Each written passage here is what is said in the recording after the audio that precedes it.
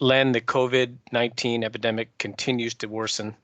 You sent a tweet out over the weekend showing how the map is really showing a growth in cases. That's forced the American Cancer Society to make a very difficult decision. Can you tell us about that today? David, we had to make a decision to close down our Hope Lodge facilities across the country. And yes, it was not only difficult, it was painful. It was painful for those we serve, it was painful for our staff and volunteers, and it's painful for us and painful for me personally. The reality is this disease is getting worse. In many communities, it's spread throughout the area. We can no longer guarantee the safety of our patients. And the reality is those we serve many of them have a very significant amount of immunosuppression, and they are at high risk.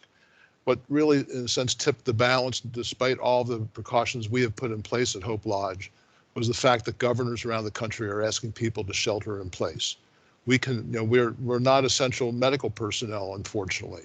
And that means our staff, our volunteers are at risk, as are patients and guests. So we made the decision. It's not an easy decision. It's one that we regret having to make, but we were left with no option.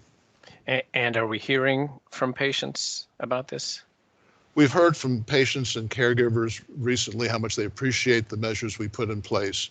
And yes, we're hearing from patients and caregivers that this is going to be difficult. We've heard from some staff and volunteers they're concerned for their own safety. And on the other hand, we've heard from some staff and volunteers that they don't care, they want to stay. But we can no longer ignore the instructions that are being given by the government.